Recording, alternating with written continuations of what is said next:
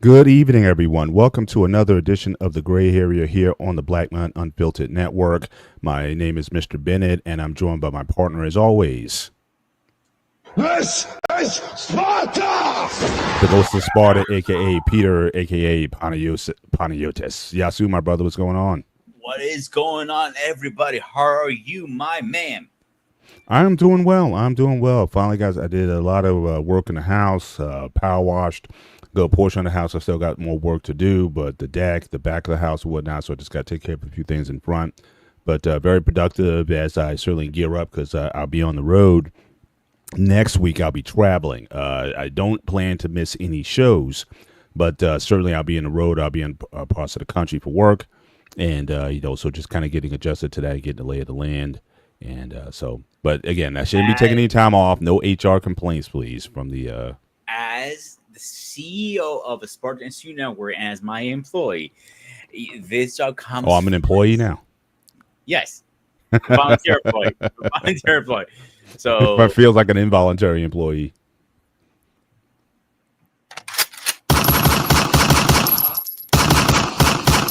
Involuntary and held at gunpoint, but that's okay. as I was saying, there's no excuse not to come to the shows and actually do your job correctly. So if any of those will be addressed with the HR and a write up and suspension with manual labor, I got some digging to do. So. Oh really? Okay. All right. Demand changing. Wow. All right, but certainly as you guys come in tonight, we appreciate you guys being with us again. Make sure you hit the like button as you come into the show. Consider also dropping a Cash App or Super Chat, certainly to the Black Man Unfiltered Network. And anything that you want to certainly give to us, certainly we appreciate it. You'll see our Cash Apps scrolling at the bottom of the screen. And make sure you also click the like button and consider following if you haven't already. Consider following the Sparta HQ Network. Certainly go there where he's very close to getting monetized. We just need a few more subscribers. So if you guys can, 5 more, can make that happen, that'd be awesome for that channel as well. And so we do a lot of collaboration, Sparta HQ Network, Black Man Unfiltered Network. So we just ask that you support us on both platforms as we give you unique content, certainly within both places. And I know tonight, so we're going to get into a very interesting topic. Before we get into that, Paul, I want to mention, because I know 4th of July has passed as a big Independence Day for military and all that stuff. Go back, check out our military episodes. We did interview with a bunch of Army guys, Air Force, Marines. So I have more planning coming in the future, but definitely check those out. There's something really good. We have Father Costantino. We have some good interviews we had a comedian / Army veteran. Go check those episodes out. They're really good and knowledgeable episodes to check out.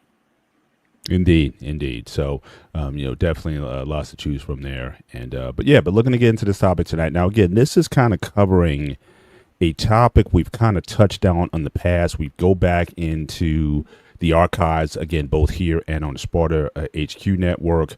November of last year, November 10th to be exact, of last year, we did a show on parenting. And the idea was that you have a lot of people today are opting out when it comes to parenting, or at least considering, is it worth it? Just given the costs, certainly to do parenting. Shout out to Lost in Translation. Yes, first in the building tonight. Appreciate you being here, sir. Yes, sir. And so again, you can go back and watch that episode on the network. Also, go to Sparta HQ Network. We did another topic that is kind of tied into this. And again, it's only on the Sparta HQ Network, so you certainly have to go there. It was called the John McClane Syndrome. The John McClane Syndrome. Look that up on the Sparta HQ Network. We talked about the Die Hard series, and we talked about the issues and struggles of John McClane. And a lot of it has to also do with some of the topics that we talk about parenting, about marriage, about career, choosing career over family, because at the base of that episode we were dealing with the idea of, the wife, Holly McClane, how this all started was that she had basically chose her career. She got an opportunity at the Nakatomi Corporation, moved the kids out to the West Coast, left John, and it put a lot of strain on their relationship. And so we talked about that at length, certainly in the show. It was a very fun show. I really appreciated it. Now, again, we had to take out, there were a few videos that we played in the show. We had to take those out just due to copyright, but a couple of them are still there, and you'll still be able to follow the content in the show. But again, very good conversation that we had on there on that. But yeah, but this is amongst, the topics that we've been covering. So we're going to take a second half of parenthood. Shout out to Finesse Visions in the house tonight. Good to see you here, my brother. Looking forward to chopping up with you. You're certainly more than free to come up. Also, Paul, one-on-one sports. Yes, I'm sir. sorry to interrupt. I also posted a video in the chat just now. For anybody who wants to go check it out, please check it out. Check it out. It's in the chat. So again, the John McClane syndrome, and so it addresses a lot of what I think a lot of men may be feeling, certainly in these times. It's not a strike against women per se, but certainly the idea of choosing a career over children, and also just respect as a man, as a father. It certainly dealt with that as well. So definitely certainly there. Shout out to Trey in the building tonight. Appreciate you being here as well. And, so certainly, looking forward to chopping it up. I know he's also a frequent guest or visitor, certainly, to our one-on-one sports show on Wednesday. So looking forward to that as well. But yeah, so again, we've talked about parenthood in the past, and the idea that you have a lot of people who are opting out. They're looking at the costs of parenthood. I showed some stats talking about, the average cost of having a child could be well over $300,000 per child, and people are really weighing the cost. Do they want that, plus the burden of what they look at these days as the burden of having families? And so these are things that, again, we talked about in that show. Tonight's show, we're going to sort of take it to another level. So we're making the assumption is that you have children, and there's going to be, obviously, so you have a career. And again, we're also going to try to keep this show gender neutral, because I think certainly men and women make choices regarding their decision in terms of, at what points do you choose your career over your children? If you frame it that way, a lot of people would say they choose the career because of their children and their families. Mm-hmm. But there's always going to be a cost that one must measure between doing what's right for the family and that certainly does involve obviously having means and having the income to take care of your kids. But certainly this was Pete's pet project. He certainly brought this to the floor. So I'm going to have you open it up, and if you want to just frame the conversation, what made you come up with the topic, and where we want to see this conversation go. So most of you guys know I am a chef in a nursing home, and I see this happen multiple times for a lot of chefs. It's very rare to find a chef, that has not gotten a separation, divorce, or even a breakup, because of the amount of hours we need to put in to get the food out and get everything done. It is a very grinding field. Mariana's in the chat. She can back me up. It's a grind. I mean, a grind. Chefs usually work between 10 to 12, maybe 15 hours per day. Holidays, probably. Weekends, probably. If you get into like a nursing home or an office building setting, yeah, you may get every other holiday, every other weekend. Again, it is a grind. But it made me think, before you even say that, even people who are in the service sometimes have to be deployed away, their loved ones. That's a sacrifice they have to make. So it made me think, should we be disconnected of the fact they are sacrificing time away from their families to provide from their families? Like my father, he sacrificed a lot of hours and time being a self-employed cab driver to put a roof over my head, put food on the table, clothes on my back, give me the nicest gaming systems or clothes and stuff like that. Is that really being selfish, or is it really being a good provider? Either way, a man or woman. That's why I use provider versus a man. Mm-hmm.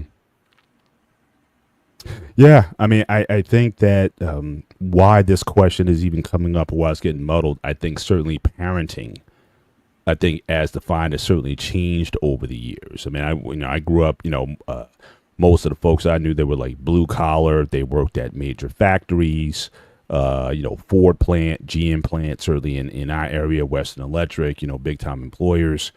And it was just a thing to where fathers really weren't that present, in part also because of the number of children that were had. So again, we had the show earlier talking about the number of children that people have, and certainly the one thing is definitely true from the statistics is that the number of children being born to families is definitely dropping, and it's certainly a trend in certainly in Western and developed nations. The more developed the nation is, the child rates tend to go down. And so, you're not having, but back in the day, I mean, my father had 5, he came from 13, my mom came from 9. So you had these big families. And obviously it was important that the father, because again, you still had a situation where the father worked most of the time, or the mom, she might have had a job, but the father worked the most. You had to provide. And so that oftentimes were having more than one job that required having, or the same job, working overtime, time and a half, all those overtime shifts at the job. So your day could very easily be, 12, 14, 16 hours a day, sometimes 6 days a week, especially if you had some side hustles going on. But it seems like, again, at least the perception is that it didn't necessarily hurt the image of the family, in that, again, people knew what the assignment was. People knew that, dad couldn't be at your baseball game or your basketball game or at the dance recital or whatever, because he had to work, and everybody understood that, he was in every way the provider. And so his job was to provide. So if that took him away from the family, nobody looked at that as selfish. But certainly you started to see in the 80s and in the 90s where, people started speaking out and people saying, hey, you worked so much over the years that you never paid attention. And there's like repercussions for that. At least people claim that there's repercussions for that. There was a very famous song that came out in the 70s, Cats in the Cradle, and talked about, it tells this story about this dad who worked all the time and he never got around to being around his kid. And then basically his kid grows up and becomes a mirror image of him. And he is, and now the kid doesn't have time now that the father's retired. Now he wants to spend time with his son, but the son doesn't have time because he's got to do the same things. And so, the idea of again, the breadwinner was something that no one took as being a selfish act. It was expected of a man to certainly go out. Now, you also had the dynamic of women getting into the workplace at higher rates, and they start to put, certainly career demands, certainly on themselves to a similar degree as men. So now you got the father out the home, and you also have the woman out the home. And then you had certainly any guy who's Gen X, if you grew up in the 70s or 80s, you're familiar with the term latchkey, meaning that, you basically had the key to the house because, again, mom and dad were working. You would come home from school or whatnot and let yourself into the house and whatnot because, again, they were just doing what was, what they thought was best for the family. But now we're asking questions that because people are opting that they prefer their careers over their children or either having children, or it's perceived as you're choosing your career over your children. And so people are starting to frame what used to be something that was accepted and not looked at as selfish back in the day. Well, now it seems like it is. And so I think, the term of what does it mean to be a parent, it seems to change a little bit. And therefore, the perception of your availability, not necessarily your ability to provide, but your accessibility is as much important to parenting as it is your provision. So that's kind of how historically I've kind of seen this. But again, even culturally, it doesn't seem to affect other cultures because you have, like I know in Britain, it's fairly common, you send your kids to boarding school. So again, you're not around your kids all the time. But do we want to look at a situation like that? Do you see that as being selfish when you send your kids to boarding school while you pursue a career or do other things? So I certainly think that we've seen some changes in terms of over the last 50 years as far as how that's perceived. But, what are your thoughts on all of that? I know I was one of those kids that my parents gave them the keys and I just let myself in. We had team dinners or food. I ate, I did my homework. I, pretty much, till my parents got home. My father came over crazy hours of the night home. My mother home is usually by 5 or 6. So yeah, and I'm gonna agree with what Trey said. If you don't, put your career first, your kid is gonna suffer because it doesn't have the stuff that he needs, like freaking sneakers or clothes or somebody school supplies or whatever the case is. Take him to after school activities. That stuff is not cheap. That stuff that adds up fast. I know men who are mechanics, for example. They put a couple extra hours at work so that they can go on a field trip with the kids or stuff like that. Or a woman who's a server might say, "Hey, I might stay extra couple hours to get some extra tables so I can get some extra cash so I can take my kid to a water park or whatever." Those are the things that we don't think about. Mm-hmm. You know what I'm saying? Right. But even to that end, the question is, how essential are those things? Like I said, generations ago, those weren't essentials. It was like, go back to that movie Fences that I'm always referencing. The guy was like, look, my job is to provide a roof over your head and clothing on your back and whatnot. I'm not trying to be your friend. I'm not trying to be your buddy. I'm not trying to, pal around with you or what have you. So again, the perception of what parenting is, having a nurturing environment, or like I said, I think what's also changed, like I said, the fact that both parents are working to a large extent. So again, a kid may be looking, not having that nurturing, which he might have got from mom, or when you had larger families, you might have got a lot of that nurturing from older siblings. And I know that was certainly my case growing up. My oldest sibling is 14 years older than me. And so a lot of times you had them to kind of lean on for that kind of support and nurturing. But now, again, with both parents working long extended hours, you're spending either time in daycare and then aftercare and then, having different people, are you seeing your parents necessarily at the same rate? Back in the day, somebody was there. Or you used to also have multi-generational homes. So you had your grandparents there or somebody certainly in the house to kind of give you some of that nurturing and that spending time with you that you may have needed. But if everybody's out of the house and where's that nurturing going to come from if everybody is putting their careers or time into other things instead of you? At least the perception is something is missing. And what can be done about it? So again, what's your thoughts on that? That's a difficult one because, like you said, some of these things, they're not in essentials we need to get. Like, you don't have to put your kid in karate. You don't have to, take them to different sports. But Trey said he also, sometimes the grandparents at work too to provide. College is not cheap. All this stuff is not cheap. So where is the money coming from? We might see it a different way.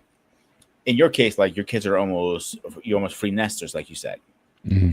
So now it's time for you to spend time with the missus. And I assume now that the kids are almost out of the house, you spend more time with her now than you did in the past, correct?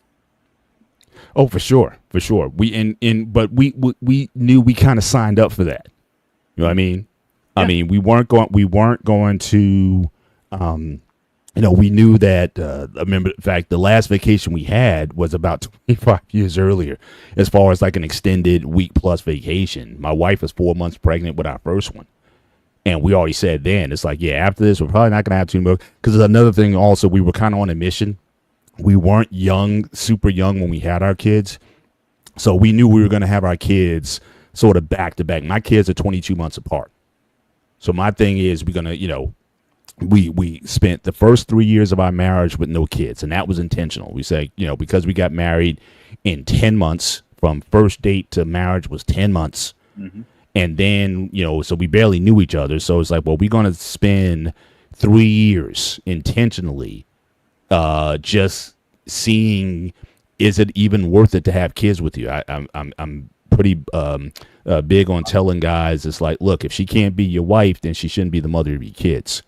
And so spend as much time living with her and seeing how she truly is before you consider introducing kids into the world. But so many guys are putting the cart before the horse. She gets pregnant first, and then you try to marry it later, and then situations happen. So we were just intentional as far as that. So we spent a total like nearly 4 years together before we decided that we were going to have children, and then we had them sort of in rapid succession. And so we knew that a lot of the travel, a lot of us time was going to be limited because, again, we were going to certainly put focus into them. My wife was home for the first 6, almost 7 years. She was home, a housewife. Well, I worked until the kids got to school age, and then she went back into the labor force.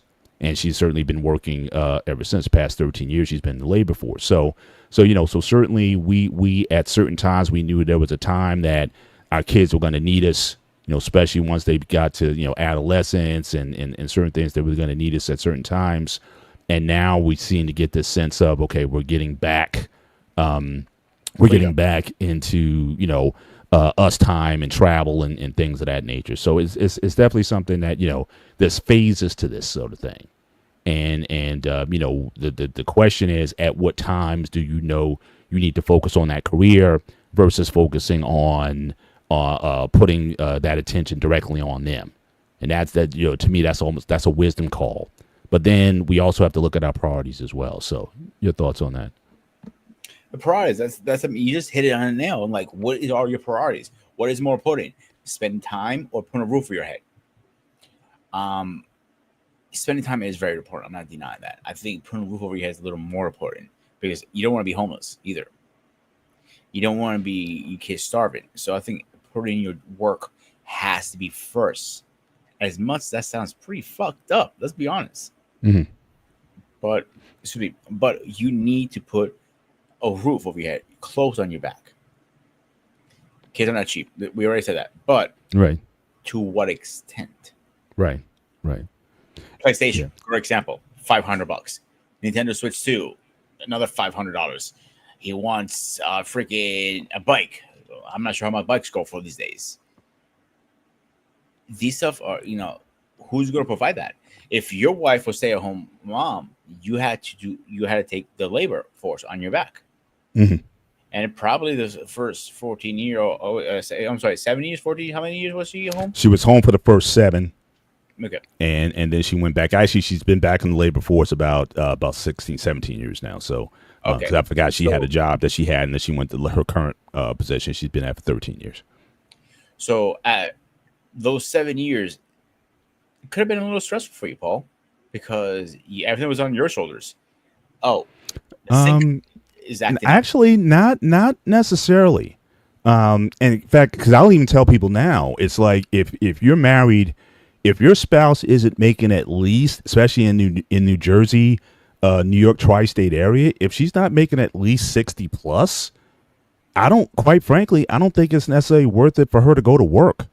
Because anything that you're going to be making, if you look at the cost of childcare, especially if you have really, still like nursing kind of care before, preschool, that's very expensive. Then you look at commuter costs.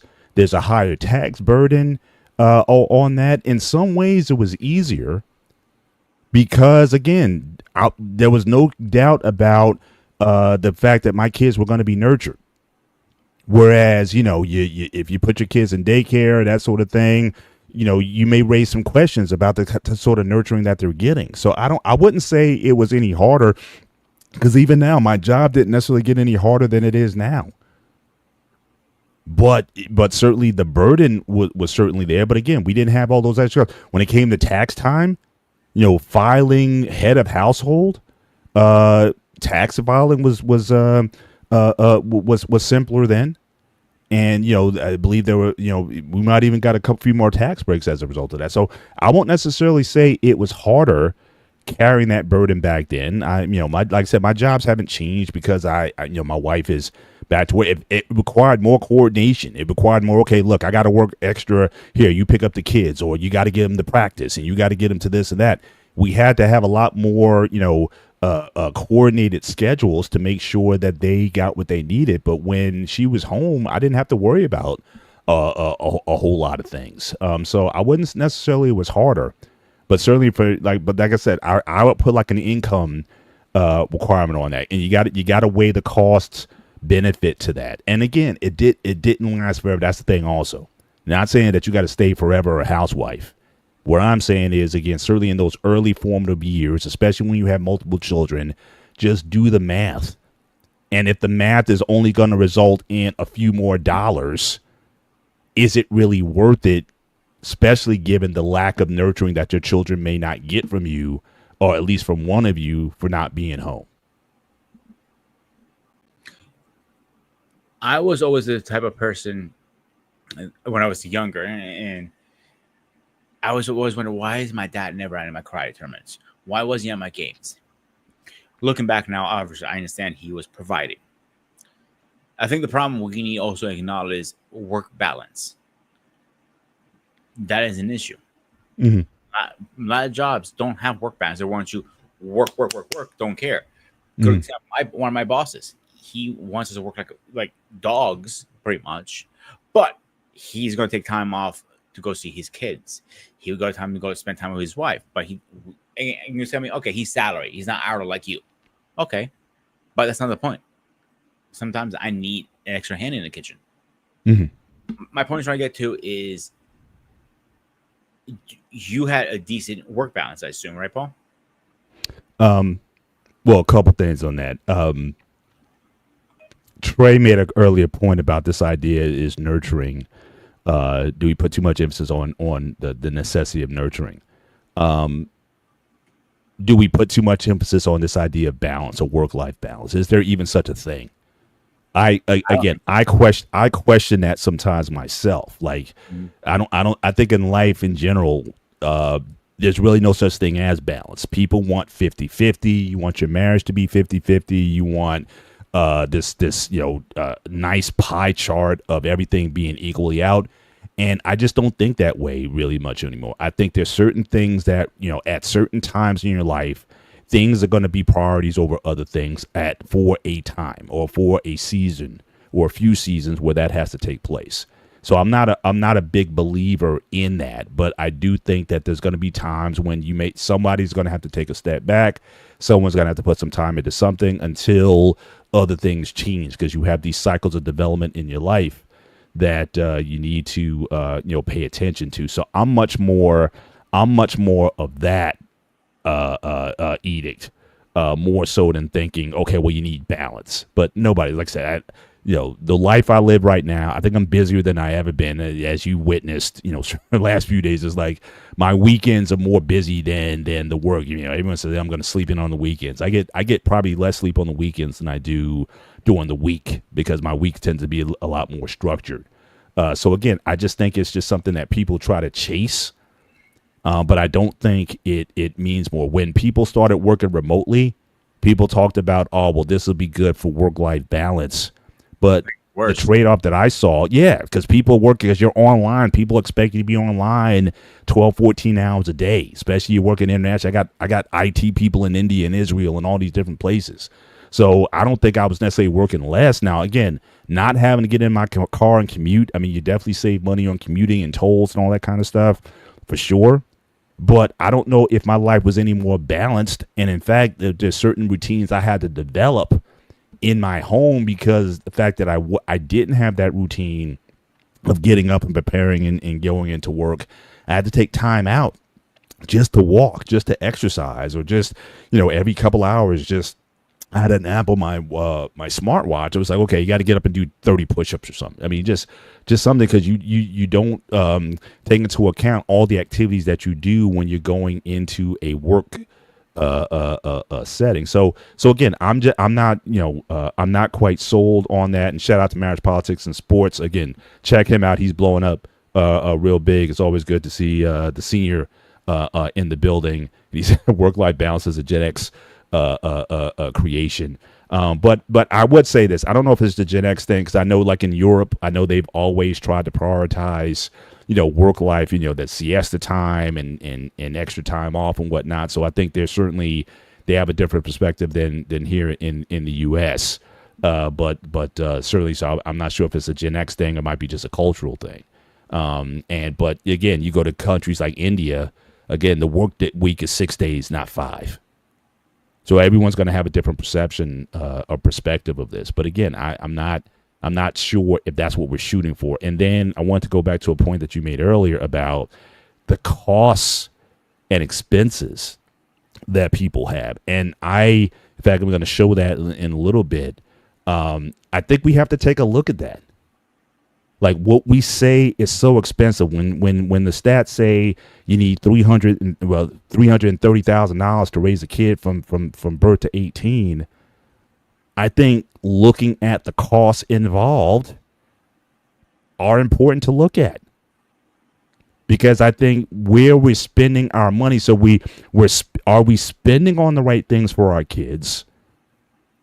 And then we try to justify, well, I got to work more in order to buy more stuff, that at the end of the day, is that going to be essential to my child's development? And we got to look at that across the board and say, all this money they're so expensive. Well, what are we spending on? When you got people in Appalachia and all the parts of the country. In fact, BMU one time, it was either on a barbershop show or a Talk That Tuesday show. He showed a video of this family in Appalachia, white, lower middle class.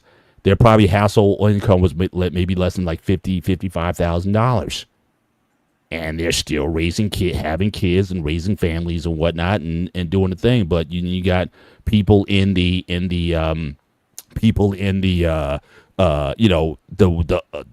major cities, LA, New York, or whatever. Oh, you need hundreds of thousands of dollars. Even Kevin Samuels was talking, to support a family of 4, you need to be making $300,000, $350,000, $400,000. And I'm like, do you really need that? Or are we talking about trying to support a lifestyle that gives us a certain level of comfort over necessities? And I think we also have to look at, too, have our priorities changed in terms of what we deem important, and that therefore dictates where our money goes. And does that have to be looked at? But let me share these slides here just to talk about some of these things that we've seen lately on parents. So again, this is Career Builder, and one thing I did want to point out, because I know Trey made a point earlier, is that people are delaying parenthood until like their late 30s and 40s. I think a lot of that's true, but if you look at that show we did last November, the stats are coming out also that people are statistically, over generations past, are opting out of children, period. They would rather have 2 dogs, have fur babies, than children, because they don't want the burden of it. They want their freedom. They want to be able to travel. They want to be able to, or not have the burden in terms of how that child's going to work out. And so people are opting out. So again, to support Trey's earlier point, according to Career Builder survey, 83% of women over 25 plan to have children, are postponing starting a family to focus on their careers. This compared to 79% of men who have the same. And what I really wanted to draw out was the stat at the end. 15% of women who plan to have children are waiting at least until at least age 35 to start a family, while 63% are waiting at least until age 30. So that supports his point in terms of, yes, people are pushing parenthood back in terms of starting, but there is a growing segment of people who are like, I don't want kids at all. And these are kids, or at the very least, again, the family size is dropping drastically. And a lot of this has to deal with, again, with the cost. Here's another article that I saw. This is from Bangor. Bangor is a city in Maine. I thought it was in India or something like that, but it's actually a city in Maine. So again, Bangor Daily News. Career over kids. A lot of adults are looking at parenting the wrong way. Here, this highlight: only about 26% think having kids is an essential part of fulfillment, and just 23% think being married is a key component of happiness. Americans now think high job satisfaction and close friends are more fulfilling than being married or being a mom and a dad. In fact, more than 70% of people said that having a career will help them achieve life fulfillment. And then the article goes in, again, it kind of questions that kind of logic. Certainly it doesn't agree with the mindset, but I was just having a conversation with a gentleman a couple days ago, and he certainly is seeing that as well, because he does a lot of career counseling. In fact, he's a retired priest. And he does a lot of talking with young people and whatnot. And again, he's hearing the same rhetoric out of people as well. This last point: in today's DoorDash society, 18 plus seems to be a long time to see if the seed you planted bears fruit. Parenting is a wait and see process without a manual, a receipt, or in some cases, tangible rewards. After almost 2 days of sleepless nights, almost $300,000 per kid, and countless trips to soccer, band, football, and more, no parent really knows if their bird is going to take flight or crash land. And that's real for a lot of people. It's like you're putting so much investment in, but is the investment, and again, we're talking about soccer and we're talking about career paths and whatnot, but again, how much of this stuff is really worth it? And this is something that another stat that I brought up, again, just to confirm what I talked about earlier. This is coming from CBC 2024, CNBC.com. Again, average from the total estimated cost to raise a child in 2023 from birth to age 18 is over $330,000, according to Northwestern Mutual Analysis. So again, not cheap. Now, again, I still may question, because again, you have a lot of people who don't make nearly that kind of money, have multiple kids, and are still able to have these families. So again, I'm starting to question, why is it that we're saying that it costs all this money to raise this kid, and therefore I got to work that much more? To me, there's a disconnect here in terms of what's really a necessity over what's really a luxury. And here's a stat that I got from, this is from the NCAA website. Now, again, one thing I've seen, again, I know a lot of friends, they had their kids and everything. They had them in travel baseball and basketball, multiple sports, traveling all over the country. But here's some stats on your chances of making it. So, like, you know, if you want your kid to play, so baseball, for example, number of high school participants, 478,471 total, but less than 10% participate in any of that activity on the college level.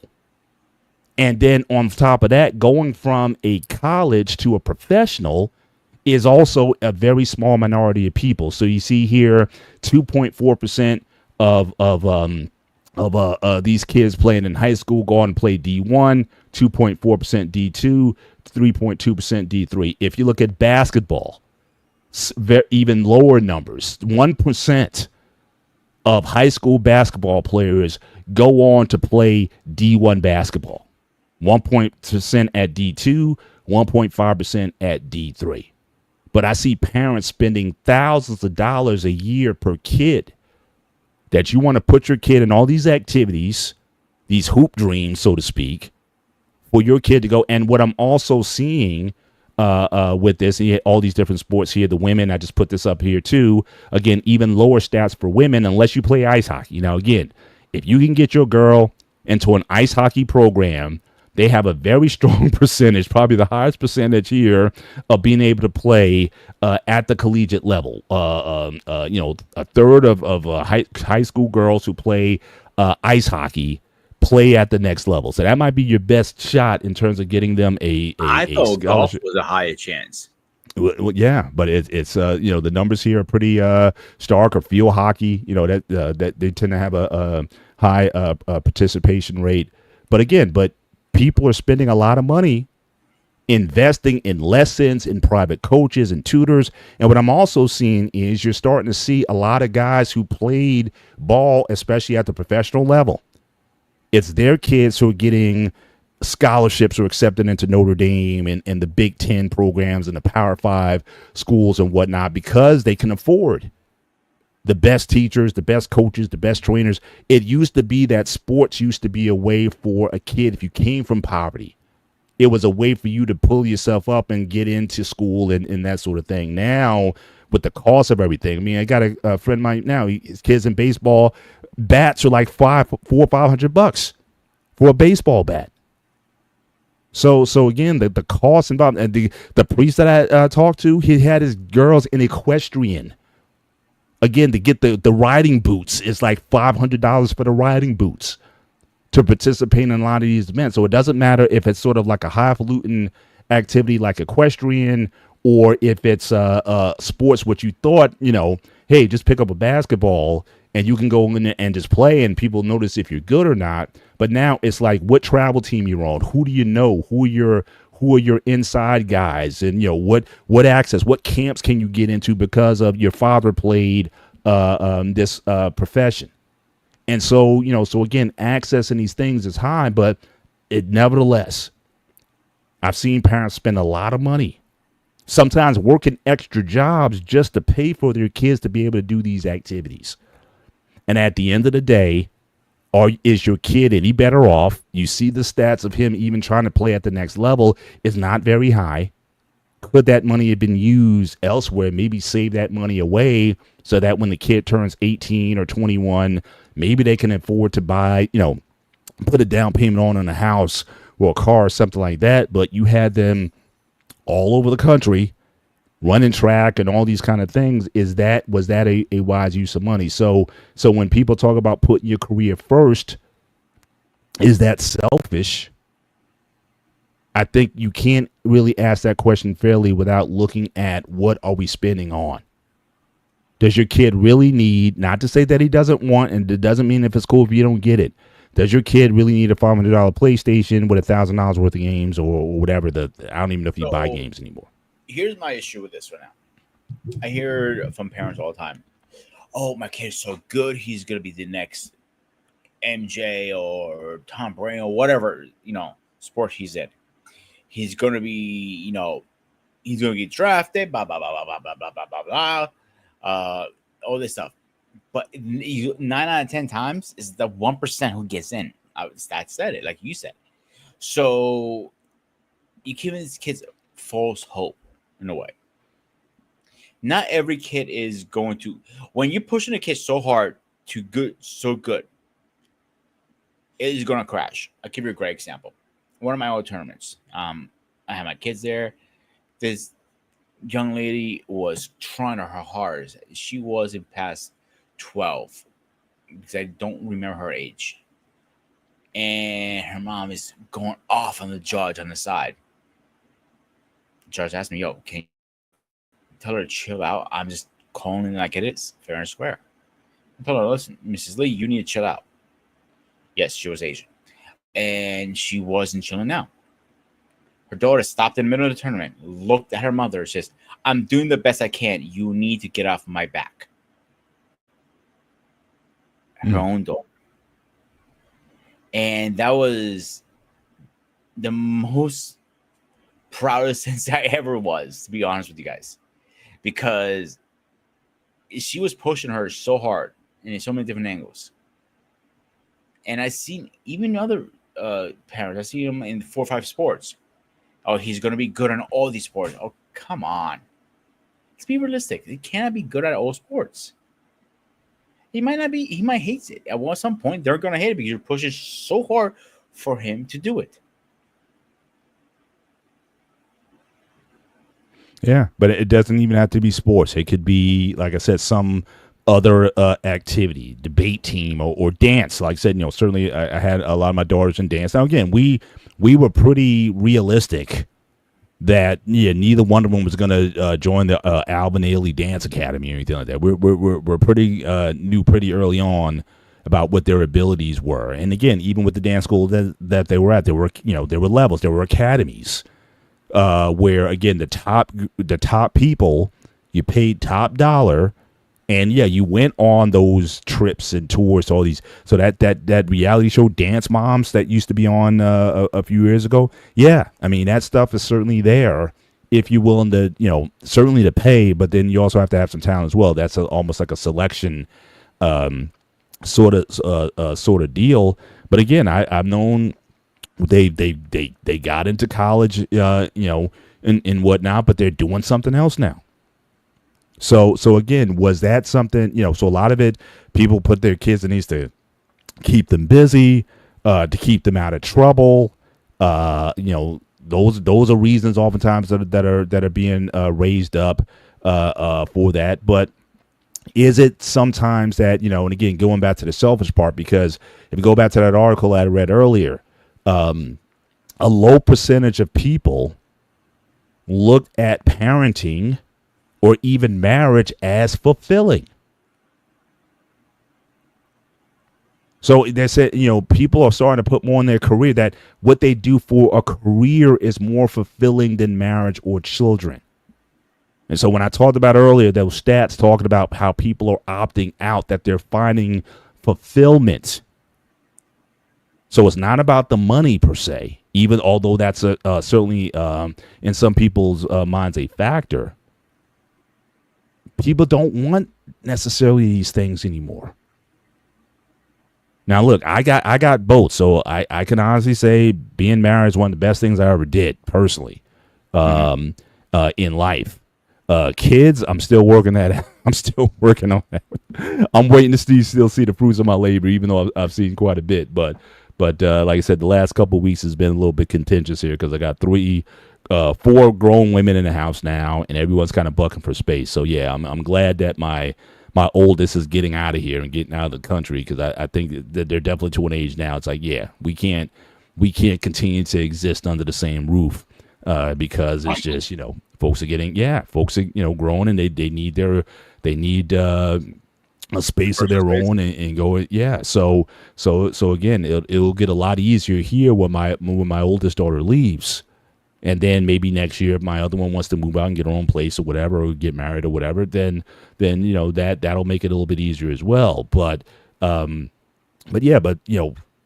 idea of fulfillment, which I think really gets down to the question, because people saying, you need to work in order to provide for the family and all those kind of things. So that's not selfish, but if people are starting to see their personal fulfillment in their career over the family, then can we ask the question then, is that then selfish?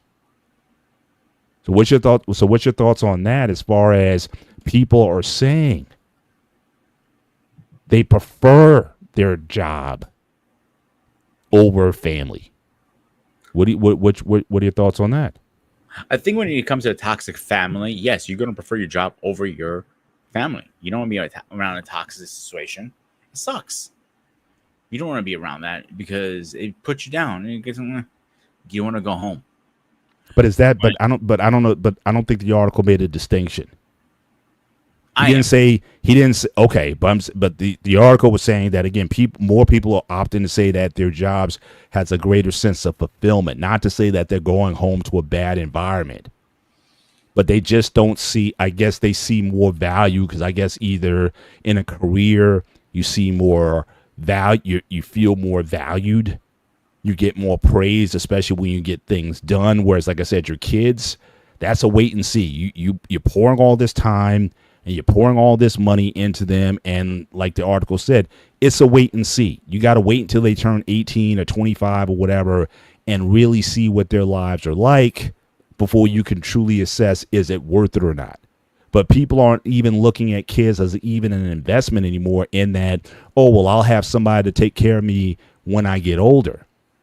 And a lot of younger people are saying, look, I don't want my kids to have that burden.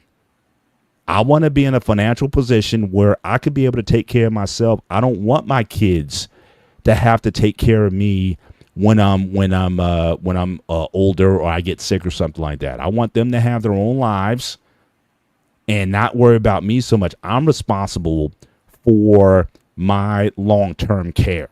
Whereas again, generations before, especially the Bible or any ancient religion or whatever, it's expected. There's certain societies today where it is expected for the children. They don't have the social safety nets. They don't have Social Security and a lot of these social safety nets. It is the responsibility of the kids to take care of the parents. But if you're not going to have kids, or if you're opting out of having kids, then where is that coming from then? So again, I think people's priorities, how we are thinking, it just seems like self-gratification seems to be at play, not in all cases, but self-gratification seems to be a motivator for a lot of people in terms of why they choose career over family to begin with, why they may choose kids over family when they have kids and family, and even in later on, why they don't want to be a burden or feel like they're a burden to their family when they get older. A lot of people saying, I don't want that. So I think there's something to this question that, I think is worth exploring, but it's not just about, oh, well, things are expensive. You got to have all this money. I'm questioning the money, and I'm questioning really what are we saying? We need to question this stuff because we're thinking about what's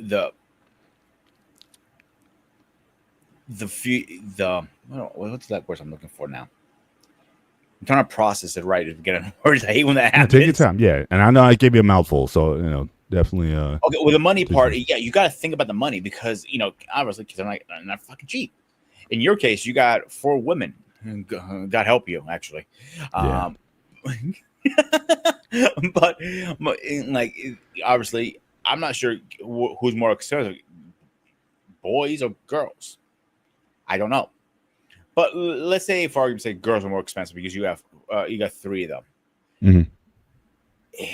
It's just how you can come up with this money. It just somebody needs to take the sacrifice. Like I said, not like you were off almost every weekend, right? When they were growing up. I'm sorry, what was that? You're always off weekends, right? When you're in your career? Not always. Sometimes it was work, or I was, certainly, I worked in a couple ventures, certainly when they were younger. So yeah, I mean, weekends would take me away sometimes. But again, it was easier again when my wife was home. It was a lot easier, and she was like, look, do what you got to do. Now it got a little bit,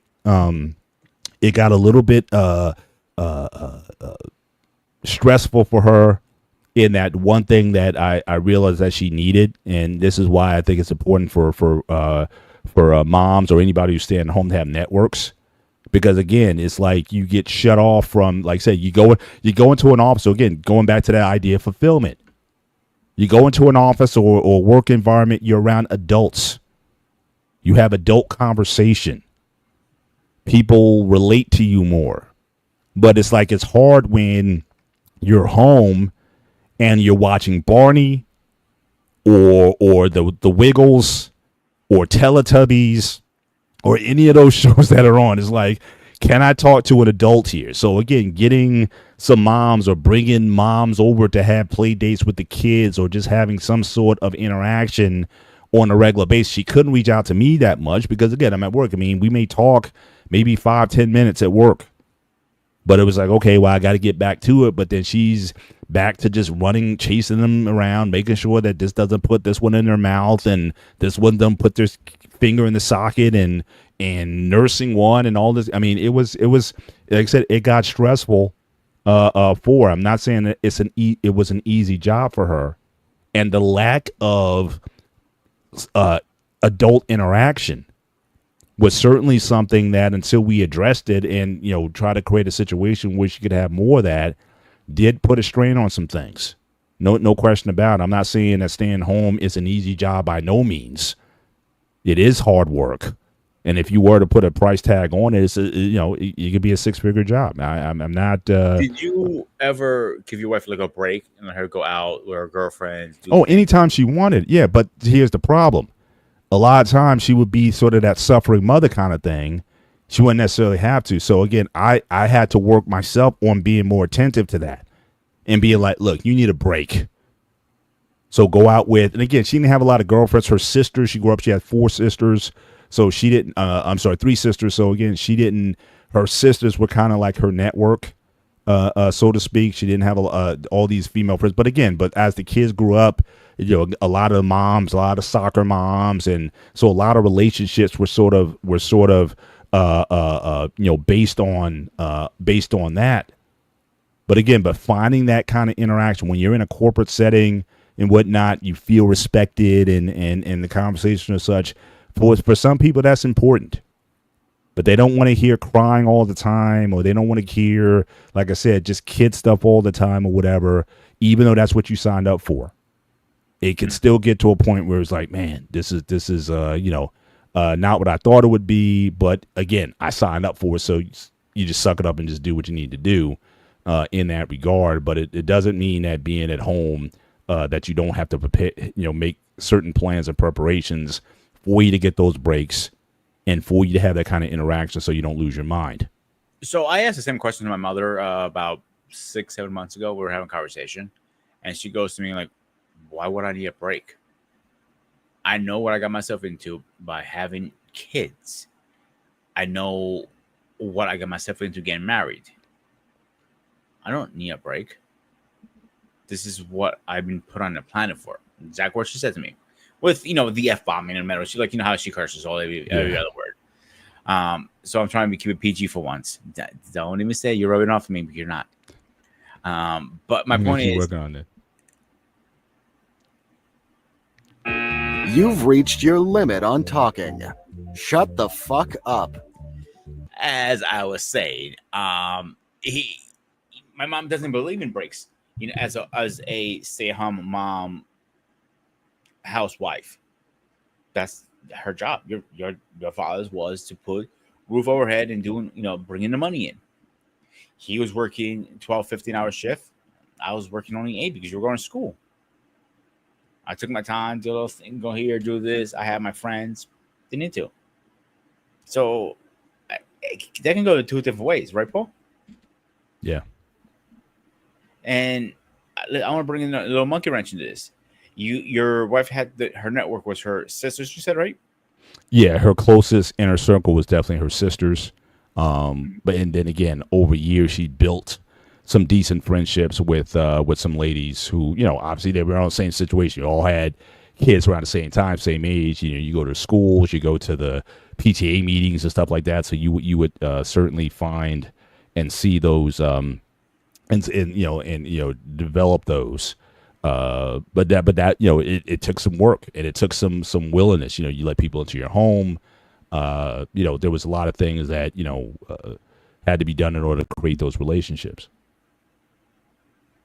So, like, I want to use this for example because this reminds me of this the military wives, because their husbands are deployed.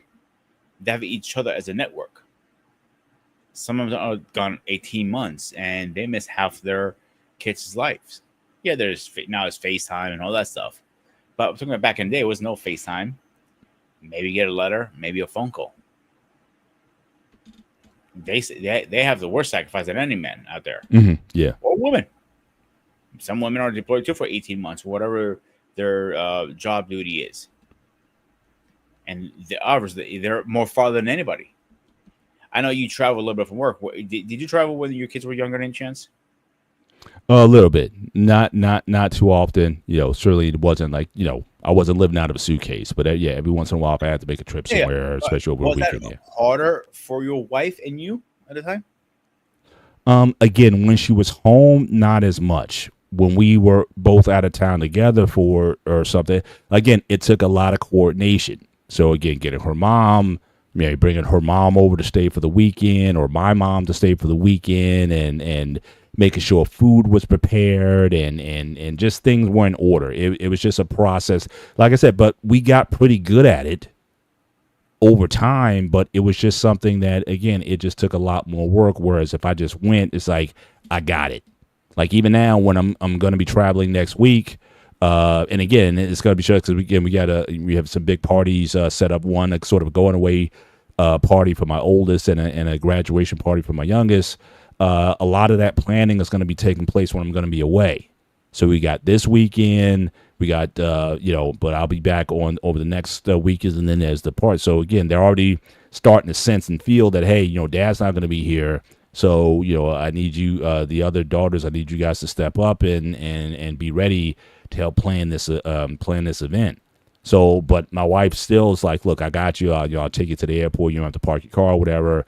I'll pick you up from the airport, and so we'll just work it. But yeah, I mean, when you do have to travel for work or for business or whatever, or except if you're going to be out like a military guy, it just takes some coordination, and it does, I think, take in that work. It does take parents, grandparents, friends, things like that to, I think, for you to stay sane. But for a lot of people, and again, the times when we were young, yeah, it's, having crying babies in the middle of the night, having teething babies, having, you're not getting a ton of sleep, especially when they're that close in age. They're in the bed with you. So again, that doesn't make, hanky panky that that fun when you just get the urges, and the kid is in the middle of the bed with you and stuff, and so I'm just saying, for a lot of people, it's as rewarding as it can be, it also brings stresses to it. I don't want to take away that element from it. For a lot of us, we just learn how to adapt and live with it. But no question, it could be a sexual drive, the spontaneity. And there are times it's like, look, I'm just tired. It's like I just, I love you, but I'd rather sleep than have sex at this point. Those are real things, and I don't want to sugarcoat this thing or make some trope saying, oh yeah, you always need to be there for your husband or whatever. I'm like, okay. Sometimes it wasn't like that, and that was something that I had to grow through as well, knowing that I got 3 kids under 3 years old. And my wife is exhausted, and yet I'm poking her in the middle of the night. And she's like, "Leave me alone." Those are real things that can happen. So I want to let's talk about that for a really quick second here. Like, we're talking about work balance and your career first. So if your wife is exhausted and you're poking her and you're not getting an accent, when do you guys have time for each other at that point? If you're working, you don't. You don't. And again, it goes back to part of, again, what we signed up for. We knew we were going to have a lot of kids in a relatively short period of time because, one, we weren't young. We weren't super young. We were in our late 20s, early 30s. And we knew that, I didn't, and one thing I knew for sure, I didn't want to have a 10-year-old and a 2-year-old. You know what I'm saying? We were like, we're going to have these kids. We're going to knock them out. We're going to bust them out. And then I got snipped. And that was the end of that. So like 3. In fact, the rub is like, had I got like the boy and the girl split, we might have stopped after 2. So the third one, that was like, all right, we're going to do this one more time. And to have this kid. And so I pulled the lever on the slot machine. I got 3 daughters. I still don't feel I won the jackpot yet.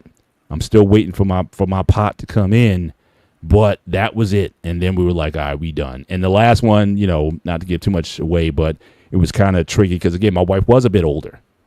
And so, because of that, there was some risk there. And that's, again, for a lot of these women who are waiting to have kids older.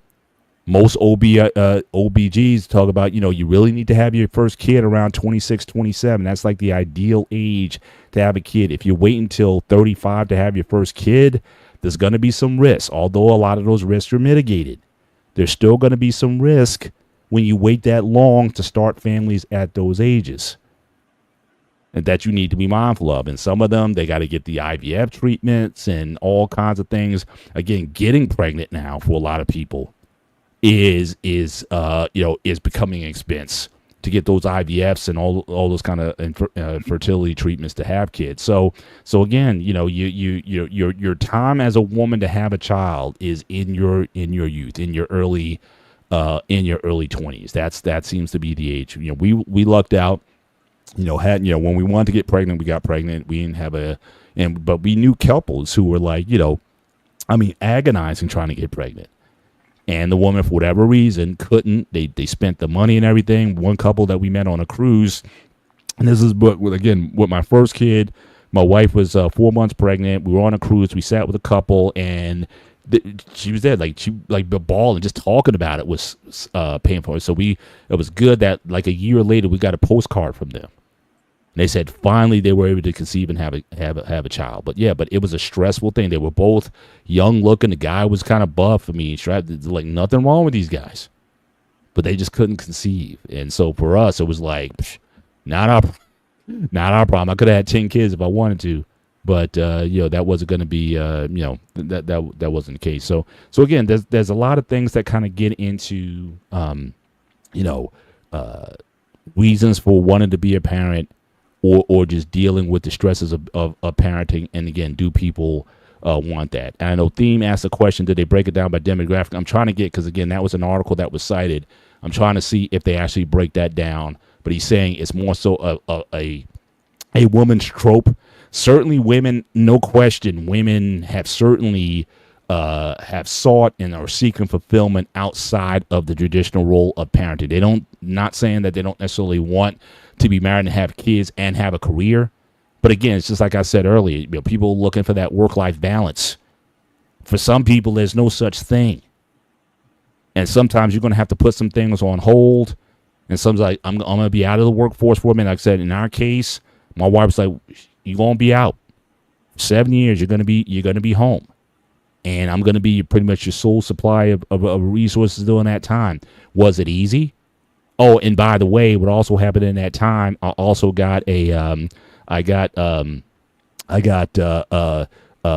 pay cut in the meantime, because this was around the time when people started outsourcing IT jobs or working in the IT field. So, certainly I saw a significant drop in income at the time because of the outsourcing that started to take place. And, so that was something that we had to kind of work through and overcome as well. And that's another, I had to work a little bit more because of the lack of income that was coming in. And so I understand that certainly for women, they were looking for fulfillment outside of just having children and staying at home, no question. But at the end of the day, it's still the kids are going to be impacted by that. So again, but we want to kind of frame this argument to say, is that we don't want to just limit this to women. To say, so is it selfish if you want to ask the question, is it selfish for women to put their careers ahead of their kids, but not selfish for men to put their careers in front of their kids? That's certainly a discussion that people, will have, and certainly you have a lot of people who will say, yeah, women are better off being, staying with the kids at least for a time. So a lot of people would say, yeah, the way we did it was the sort of right way to do it. Yeah, wait till your kids get to a certain age, and then you can kind of join the workforce. But for a lot of people, they don't want to take on that, put their careers or their dreams on hold for that period of time. So, but I'm going to try to see if I can find something that breaks out those statistics and see if it's something that was broken down by men and women. For a man, does being a father, is that as fulfilling as having a career? I would think these days, I would still think that the odds would still say that men would certainly favor their careers over being fathers or husbands. But I can look at that. But Pete, you can chime in on that as well as I try to look this up. I think both are satisfying in their own separate ways. Being a father is rewarding in so many different levels. I'm not a father, but I know. by hear you talking and some other of my friends, but also going working a honest hard working day, earning an honest living, busting your ass, maybe behind a keyboard or having a knife in your hands and chopping it up like a chef does, like myself. You cannot take the appreciation, the gravitation of being a hardworking person. End of the day, if that makes you proud, I don't know what does then.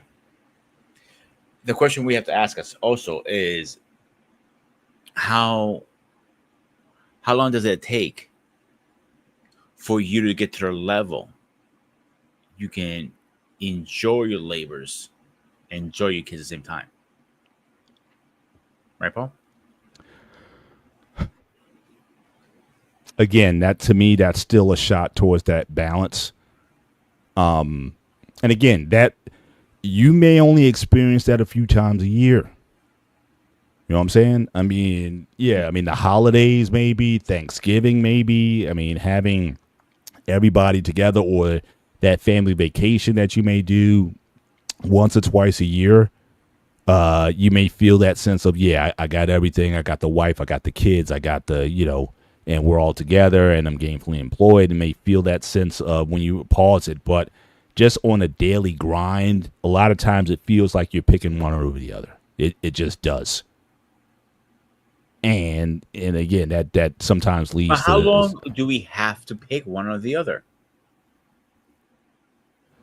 Possibly until they until they grow up. I mean, again, it's gonna vary on the situation.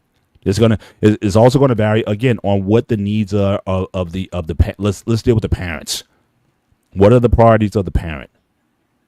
If the mother and father are not aligned in terms of what's important, is it spending time with the family? Is it having dinner at 6:00?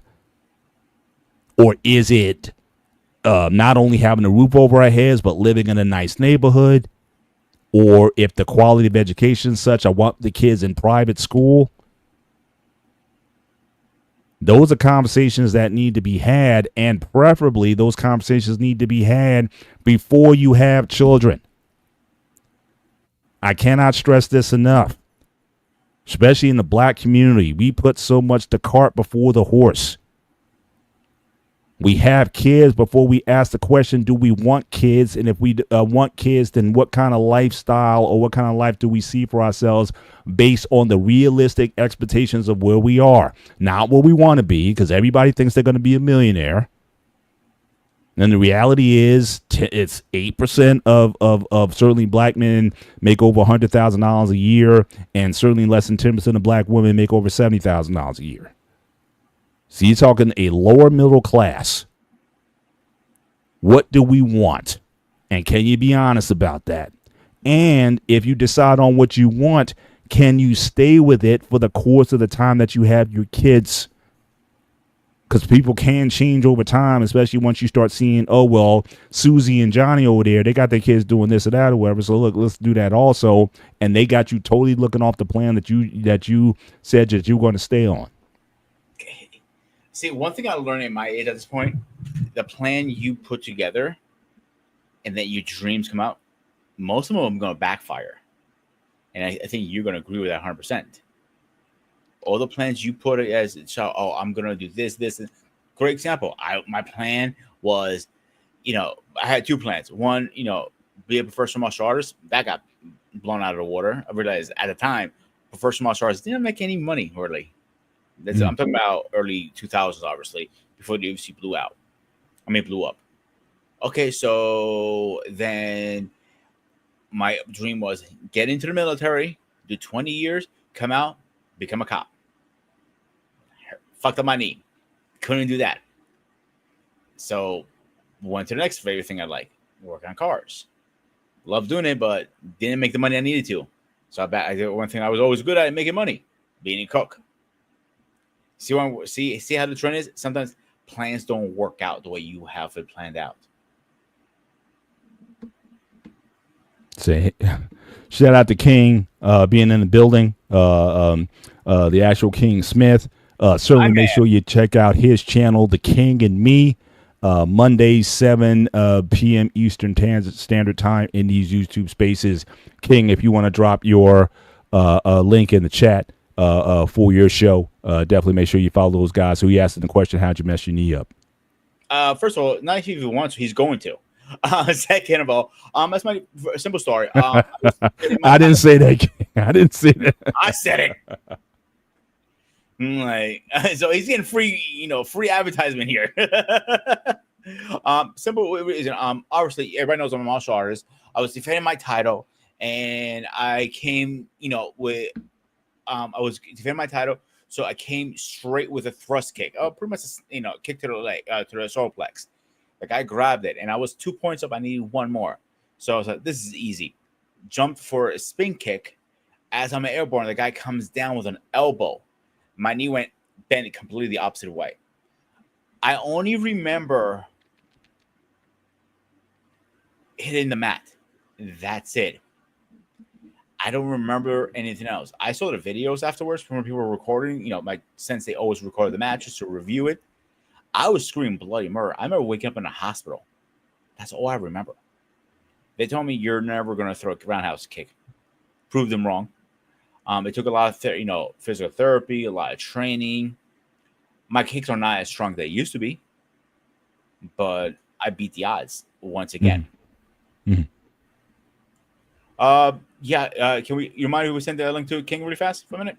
I'll drop it in his private chat. So typically we don't let folks come. We have call-in shows where certainly people can call in and talk about a topic.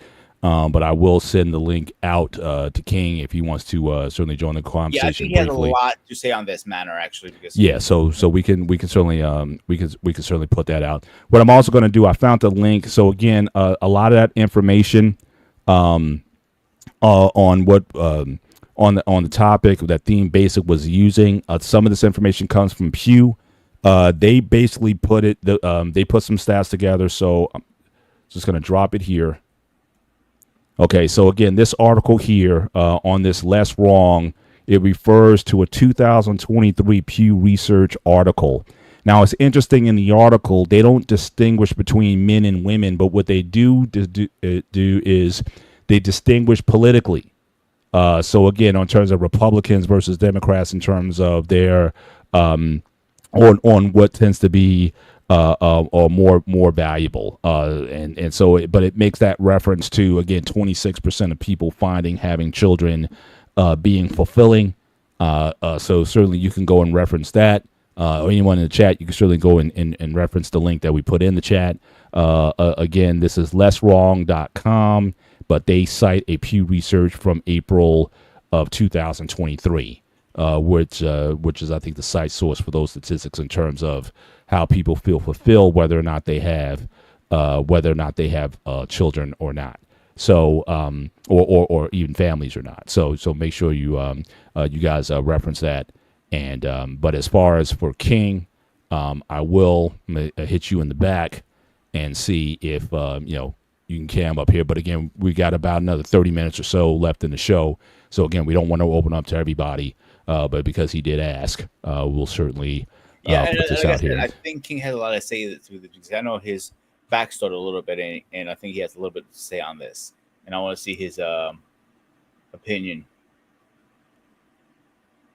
Okay, so King, so I just put it in your check your Facebook, check your Messenger, and if you want to grab that and then come up, you can certainly you can certainly do that.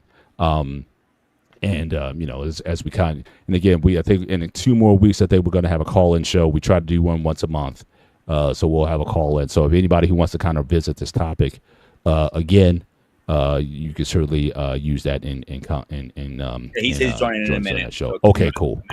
Yeah, I really want to see his opinion on this because I know he went through, I don't want to say work balance stuff, but putting his military stuff and everything. Yeah, I'll let him speak on that one. But even to that point, as far as military people, I think it goes to that point that we raised earlier about, again, back in the day or even today with military people. The fact of the matter is, especially for the guys who are deployed, you're not going to be around. So what difference does it make in the real in terms of the impact on the kids. If you can't be there because you're deployed, or you can't be there because you don't want to be there because you find your career more valuable, or you're not there because you're working 2 or 3, 4 jobs just to keep a roof over everyone's head, that is the net impact of that going to be the same? That basically your kids are going to have to compromise or suffer because of your lack of presence. And if that's going to be so, why would you even sign up for something like that? Why would you even decide to have kids knowing that you're not going to be there for them in those times? I think that's a fair question to ask. You're asking me to marry. If I'm a woman, you're asking me to marry you, but you're going to be deployed or whatnot. I may not see you half the year, but you want to be married and have a family. I don't know how that. I don't know how that's supposed to work. I have this conversation so many times. So some of them said to me, "Nope, not for me. I cannot do it. I respect what you do, but it's not my top cup of." And this is a conversation I had with women, or married and non-married. Like, nope, I can't do it. And the other ones say, yeah, I don't think that's that route I want to take. Or something like, yeah, I can do it, but they end up cheating. And the 1%, I call that 1% because it usually is 1%, who can hold the fort down, be loyal, and still be married at the end of the day. Mm-hmm. Yep.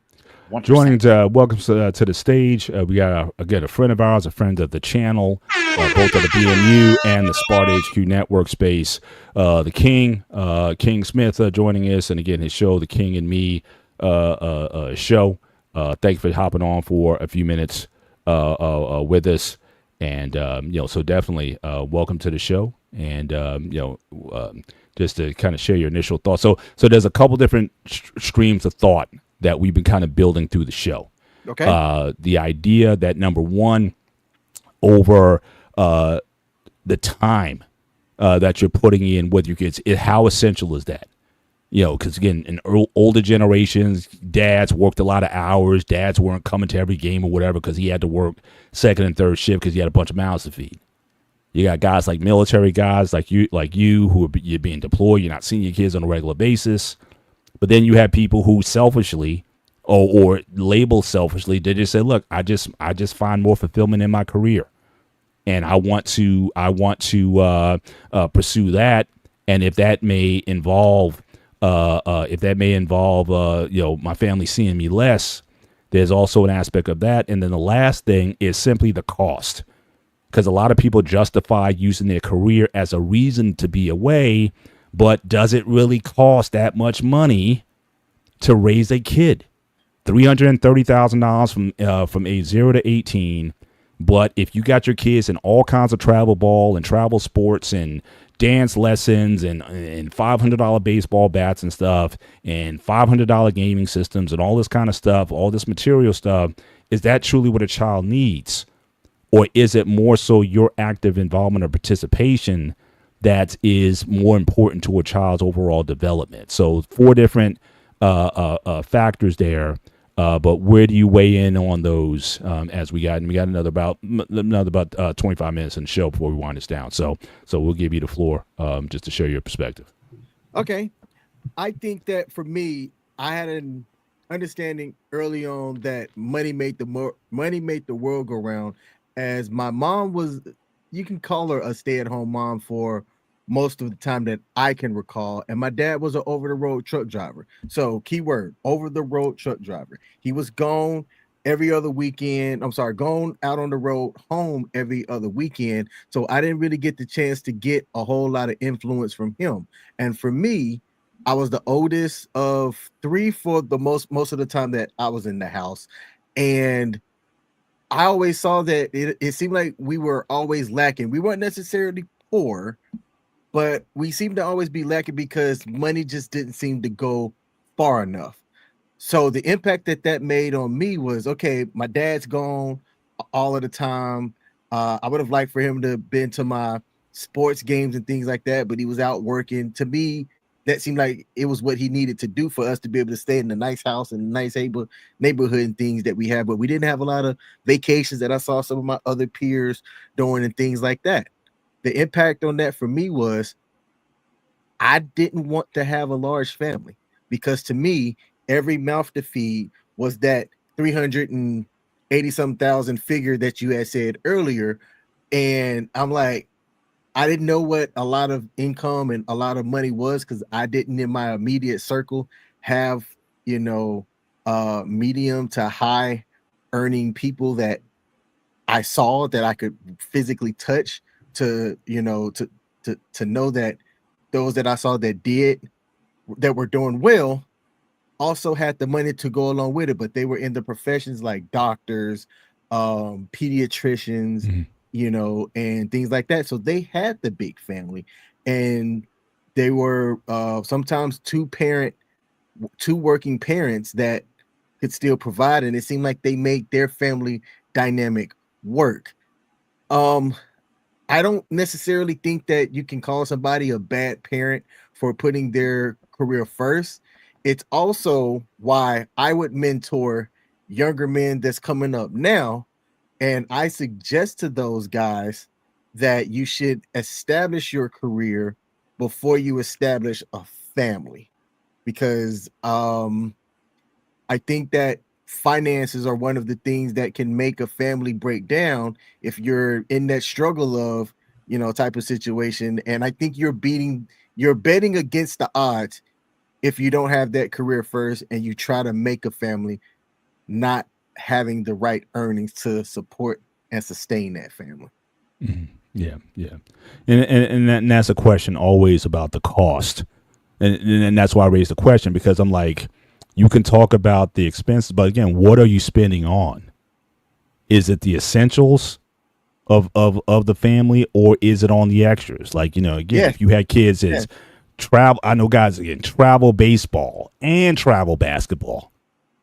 I mean, you're on the road, the trips, the airlines to go from place to place. It's like I said, sports used to be a place for kids from the ghetto or whatever it was, from poor backgrounds, to get an opportunity to advance themselves and go to school and gain things. But now you're seeing it's becoming a closed club where guys, if you got money like that, or guys who are former players in the league or whatnot, you just see all these former athletes, and now their sons are going to Notre Dame and the big Power Fives and whatnot because they have the inside track. They know they have the inside coaching, private coaching or whatever, and now they're able to put that up. But the question I'm asking is, again, how essential? Because you also see with other communities, you see Latinos, for example, fastest growing demographic in the country. And again, they're at the lower end. They make less than African Americans per capita. They still having kids and families, and they're still thriving and growing in the country. So again, so the question we have to ask ourselves is, does it take all that? And I would stress. I know we kind of went back and forth on your show on Monday about that struggle of. I'm all about that struggle. Give me rock with Charles Dutton and Eleanor back in the day. That struggle of. I'm just saying. You had that kind of thing going on, and people were still having families, or certainly for a lot of us growing up, we kind of came from that, but we still had families. But now you have people who have more money, but they're not having nearly the number of kids, and that's across the board. The more developed nations, they're not having more money. Does not necessarily mean more children. Okay. Because other pursuits, other activities, you just want your freedom. To do certain things. So again, children, I think more cons or not, are starting to be looked at as a limiter to your life, at least for a period. And people are saying, yeah, even if I got money like that, I'm only having 3 or 4. They're not having 8, 9, 10 like our grandmama and dad and granddad did back in the day, because you had like an agrarian society where you need as many bodies as possible. And it's like, but with birth control, with just the lower, in fact, I just had that link I dropped in the chat. It looked at the marital rates like in different countries around the world. And a lot of these countries are under 2. You need 2.1 to kind of sustain and maintain a society. A lot of these into 1.4, 1.6. America is under 2, regardless of the income that you're making. And so, when you have that, that's why I'm asking the question. I think there's a lot of things in play here. It's not always about just, well, I need to make this money to have these kids. I think the conversation also has to include how many kids do you want, or do you want to be a parent, period. And for some people, the juice isn't worth the squeeze, because again, it's like anything else. You're going to have to plant that thing, and congrats. I know your daughter just graduated recently. You got to put that seed in the ground, and you got to wait 18 years plus to see whether or not it's gonna reap a crop or not. A lot of people, I just don't think, are as invested, because there's just other things that are at play. When we showed the stats earlier, and again, also in that same, it was a Pew Research in terms of what do you think is fulfilling? Is being a parent fulfilling? Is even being married fulfilling? I think that's a growing trend in demographic that we also have to factor in this equation. So I get when guys say, yeah, you need to get your career together and make your money and have all those things in place before you have a family.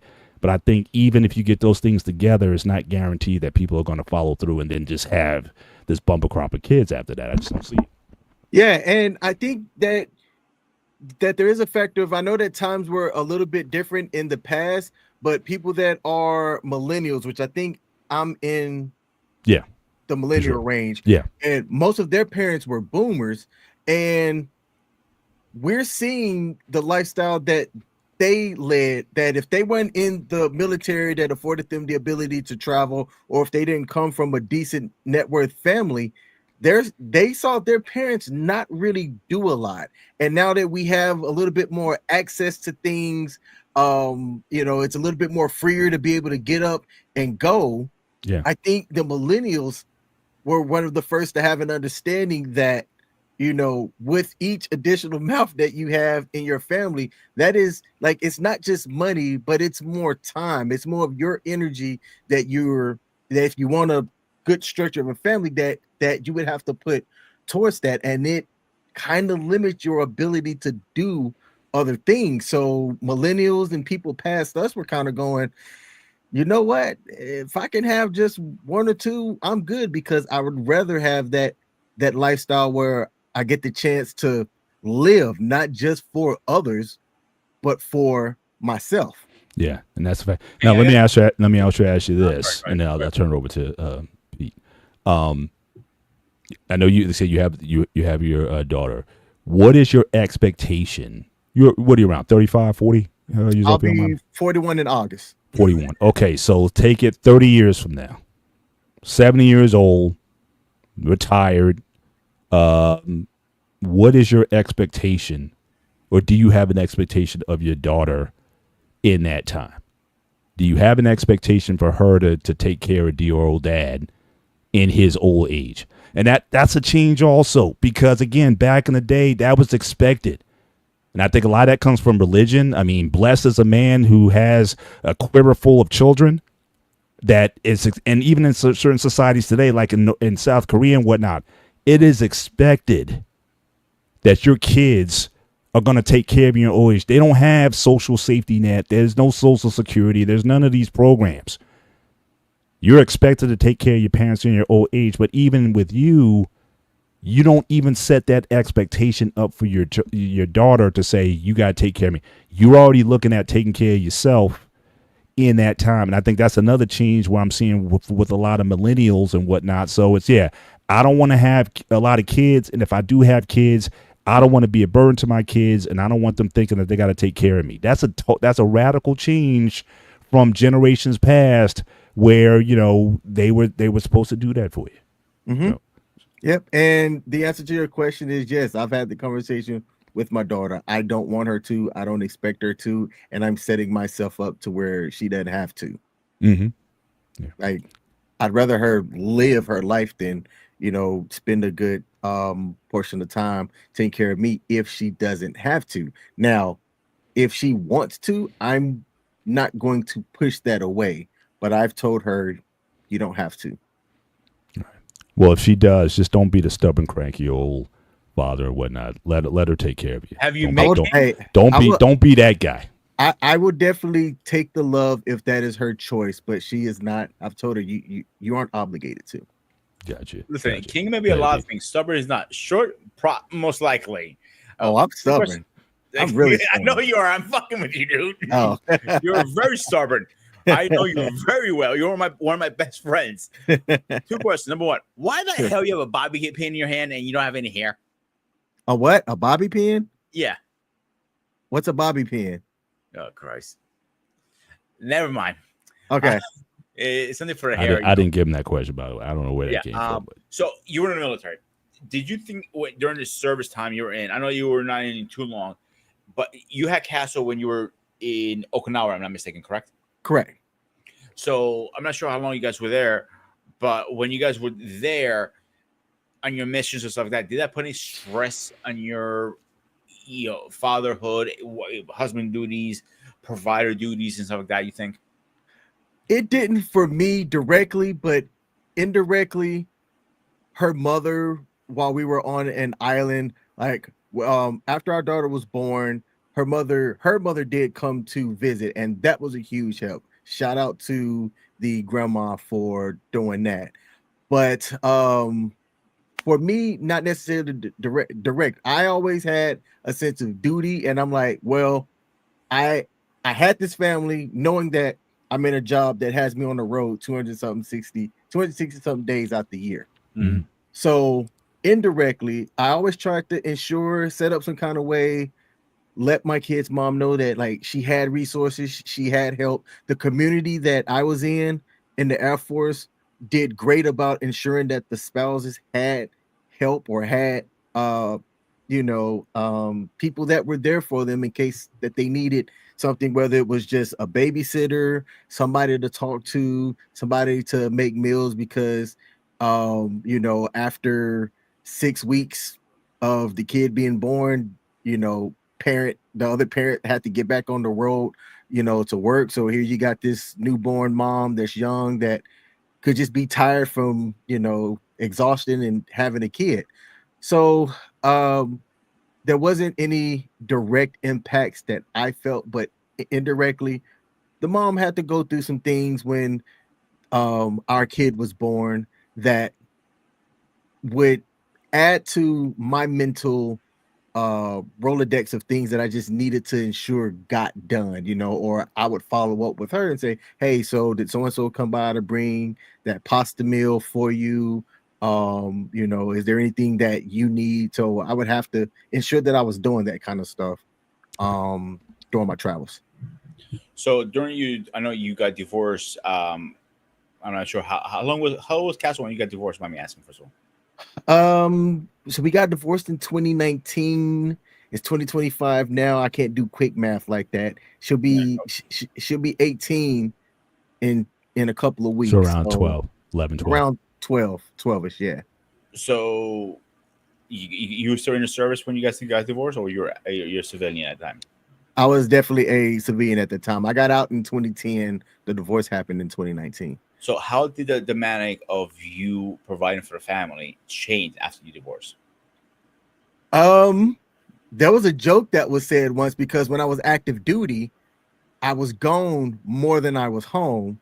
And I always say this joke sometimes that when I got out of the service, I was home more than I was gone. And one day I was sitting down watching Martin or something on TV, and my ex-wife had turned over and looked at me. She was like, can you just go somewhere? Like, like it wasn't like her and I were getting on each other's nerves or anything like that. This is when we were still good, but it was different with me being home more often than being gone.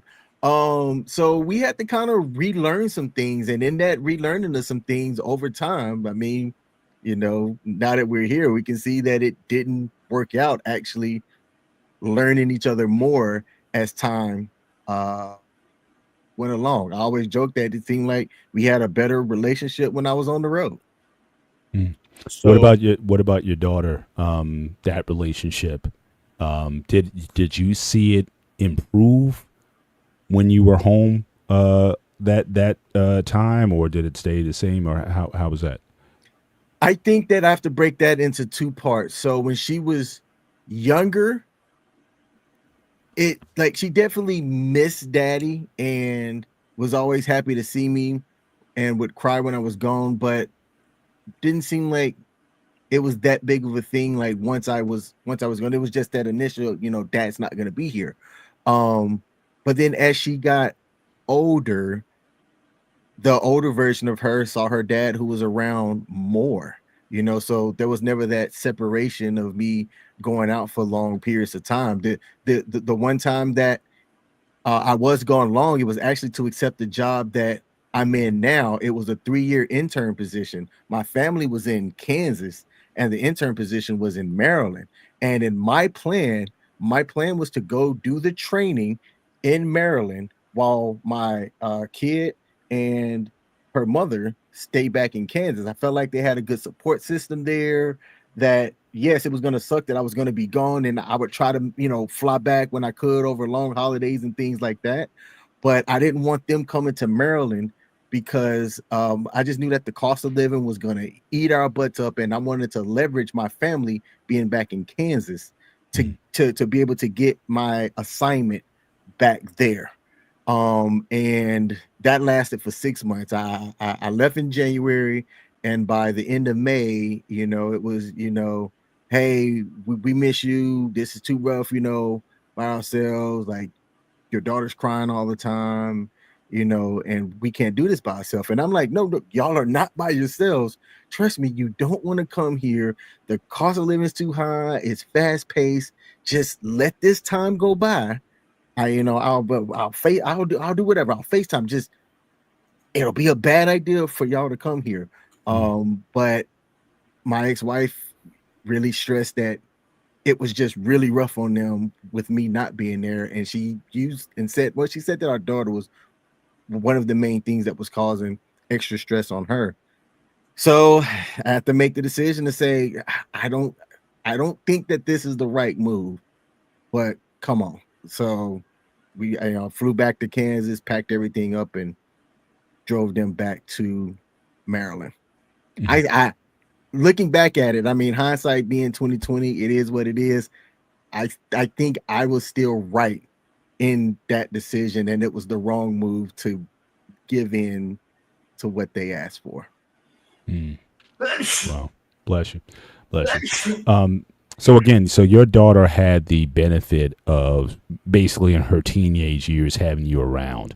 I always thought that, and this just, again, I don't have any empirical evidence for this, but I always thought that a father's influence is best felt in that teenage period. More so than when they're young. Because when they're younger, they want, tea party sets, and they want to put makeup on you and all kinds of crazy stuff like that or whatever. It's more manageable. But when they start kind of getting curious about the world, when they start asking questions about, things in life, I think that's always been, where a father's influence really is there. So it's good that you were certainly there for in that particular time. And I would certainly say, because my thing is, and we talked about this idea of work-life balance and things like that, and I've never quite bought into that. I just think there's seasons for things. Okay. And so as a parent, I think there's seasons where, like, you need to be there, dog. So if you were still, let's say if you were still enlisted, and let's say if we knew each other and your daughter's turning 12, 13, 14 or whatever, and you tell me stuff, I'm like, man, you may need to spend more time. If I had that kind of relationship with you, because I just think that's when daughters especially start needing their daddies. The mom and the aunties and the grandmas and stuff, they're good when they're younger, but when you start getting to those ages, I think that's when you. So what's your thoughts on that in terms of, do you think there's a time when you really need to be present in your children's life, or is it just based on the kid and just your overall view? Is there such a thing that you believe in this idea of work-life balance? Everything that you said, I was shaking my head because I have very similar thoughts. I don't think really anything dissimilar to what you just wrote. Oh, sorry, said. I'll add that what I have observed is that my peers that were able to be home as their kids were around middle school, 7th grade and higher, those were the kids that seemed to be well-mannered, well-structured, well-adapted, and really I see doing well in life. And observationally, my peers that were gone most of that time due to work obligations and things like that, kids seem to be struggling. So just using my eyeballs, because just like you, I don't have that empirical data to say studies show XYZ. I would say that it is definitely better to have that influence around, because what, 7th grade is like what, 12? Yeah, 12, 13? 13. Yeah. So I think it's something about what the kids are going through, and if you have the ability to have that 2-parent structure to give that additional guidance, I think that works better for the development of the kid. And again, this isn't me going to school, having an education in early childhood psychology or anything like that. It's my lived experiences and then the observations of the people that I've grown up with. Yeah. And just your views on work-life balance. Work-life balance is a thing that I think it's a corporate thing that sounds good. I think ultimately you have to find that personal balance that keeps you sane, that keeps you from being like the young woman that owned a business that was working 7 straight days, that made a Facebook post saying, I've worked the last 3 days straight, Quita needs rest, lays down and doesn't wake up the next day. That was her last Facebook post. Jobs are going to always be there. When I left the Air Force, or I got retired from the Air Force, the mission didn't stop. They found like the next body to put in the airplane to be able to go up and refuel airplanes in the air the same way that I was doing it during the time that I was in. So I don't believe in work-life balance, but I do believe that you have to do what you have to do to earn some income, and then do what you have to do to keep your body from breaking down on you as you get older. Gotcha. Pete, final questions as we start to wind the show down. This is a very simple question. I kind of touched base a little bit, me and you, on private, but I want to talk publicly about it, if you feel comfortable. That is about. I know you have a new wife coming in the picture very soon. I'm not. Listen, this is all him. I'm not. Bro, he knows how I am. Does it sound like me, King? What's the question? Yeah. How did it change the whole dynamic in your family with the providing part of it, with Miss Show in the picture now? I'm on the show, Castle. Is that you? Okay. All right. We're almost done. Sorry about that. No, you good, brother.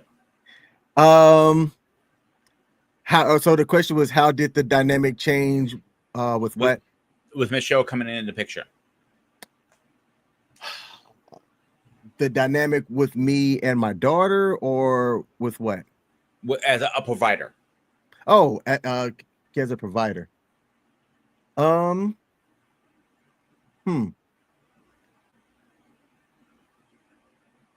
I've always been the guy that have wanted to take care of myself. Let me start there.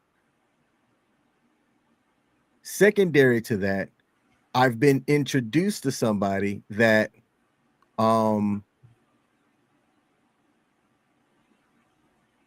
we have a very symbiotic relationship when it comes to what we want out of life and out of things in general.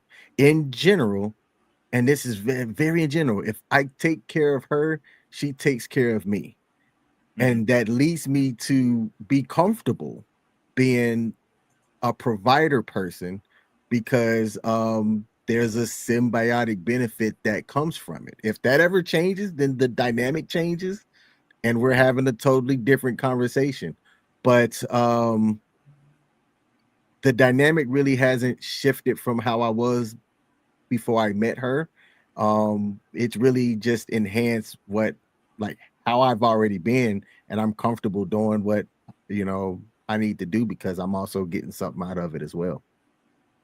Totally understand that. Yes, sir. Yes, sir. So we are coming towards the end of the show. So we'll start to put our final thoughts together. But again, again, we've done several shows, like I said, again, on parenting, and just in this just involves so many dynamics. Again, women in the workplace, in careers. Again, I recommend King, if you didn't watch a show, this might be to your liking. So again, on Sparta's channel, he posted in the chat earlier, we did a show on the John McClane syndrome. So if you're a diehard fan, look up John McClane syndrome on the Sparta HQ network, where we kind of chop this up. Because one of the things about this, the movie itself, was the idea that Holly basically chose her career and basically split the family up. Okay. In pursuit of her career, and that was sort of a basis for a lot of the angst that was between them throughout the series. And so, certainly we've seen in recent years, certainly women making moves, towards career paths and whatnot, so that dynamic is there. The idea of, again, the real cost of raising children. I think that's something that's there. Look, if you're going to put your kid in private school and have all these lessons and things for them, that's definitely a factor. But like I said, there's a lot of layers to this. I don't think there's necessarily one answer to the question, or even to the idea, is it selfish to do so? I think, like anything in life, I think you have to be selfish with yourself a lot of times so that you can be at best for the people who are around you. Like, if I didn't take time to take care of my physical health, people start to suffer that, because I become less, I become a bit more irritable. I become a little bit less patient with people. So again, I gotta have my physical time when I got to put that gym time in. So a lot of times I try to do it at times when people don't need me, either in the evening time or early in the morning. I kind of get it in. I kind of take care of me so I can be there for everybody else. So, even scripture says that you need to love your neighbor as you love yourself. So self-care, physical, mental, spiritual, I think are things that everybody, I think, needs to, kind of prioritize. But again, the reason, I think, what we're looking for, I think, is the difference. It may look the same on the outside because of the actions that we're taking, because physically you're just not there.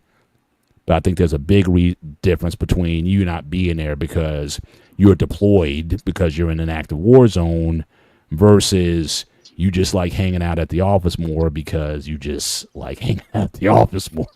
So I think, so again, this all is going to require some, some nuance to it. So to a point, I don't know if it can truly be answered. Only you know whether or not your intentions are selfish or not. But certainly, as we wind down the show, King, any final thoughts that you might want to contribute? And just to the chat, again, I want to thank you for a very active chat tonight. Thank you for everybody who participated.